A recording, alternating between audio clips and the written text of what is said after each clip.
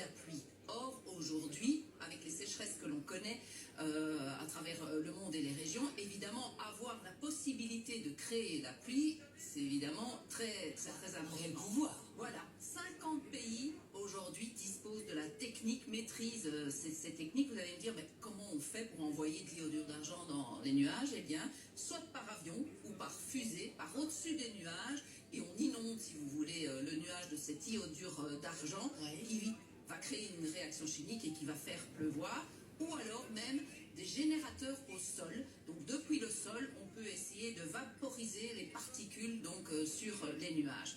Pourquoi ces pays veulent ensemencer les nuages? Je l'ai dit, pour faire pleuvoir, mais il n'y a pas que ça non plus.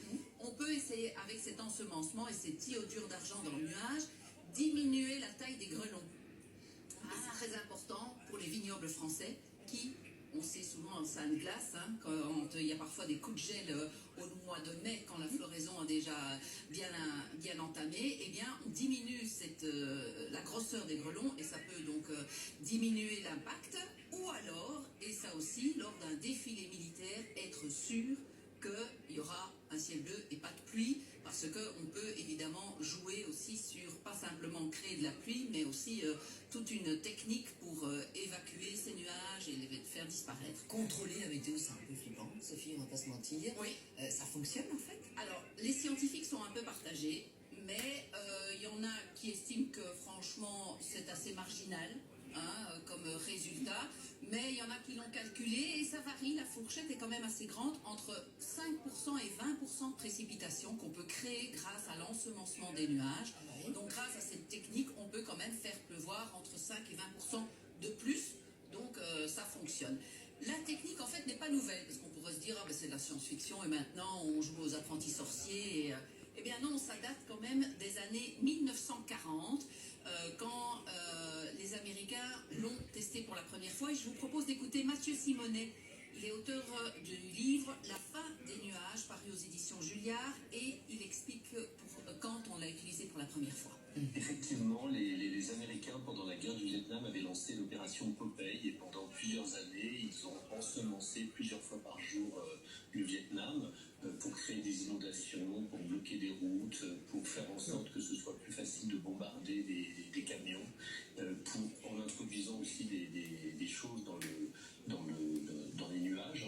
Et donc ça a été la première fois, à ma connaissance, qu'on transformait les nuages en armes de guerre. Voilà, transformer les nuages en armes de guerre, ça a été révélé, un journaliste a révélé l'opération, ça a créé bien sûr un scandale, d'où les Nations Unies ont mis justement sur pied une convention en 1976 qui interdit d'utiliser l'ensemencement des nuages en temps de guerre. On peut le faire en temps normal, on va dire, mais pas en temps de guerre. Cette convention a été signée par plusieurs pays, dont la Belgique. Et puis pas la France. Question éthique quand même qui se pose. Parce que les nuages n'appartiennent à personne. Non. Donc on voit déjà bien la guerre et les industriels. Enfin, oui, ils font partie en fait ils correspondent à un bien commun, les nuages. Et comme il n'y a pas de réglementation, justement, qu'on peut pour l'instant, sauf en temps de guerre, là on l'interdit pour les pays qui ont signé cette convention, c'est un peu le Far West au niveau donc de cet ensemencement des nuages. Chacun fait un petit peu ce qu'il veut, chaque pays peut faire ce qu'il souhaite et manipuler les nuages qui survolent son territoire et peut-être priver le voisin de son eau. Donc ça produit quand même des tensions géopolitiques. Alors j'ai posé la question à Mathieu Simonet, peut-on vraiment parler aujourd'hui de guerre des nuages? Écoutez sa réponse.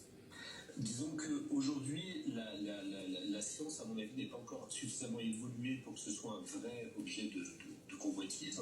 Mais par exemple, en Chine, ils ont investi $1 milliard sur la recherche sur l'ensemencement des nuages.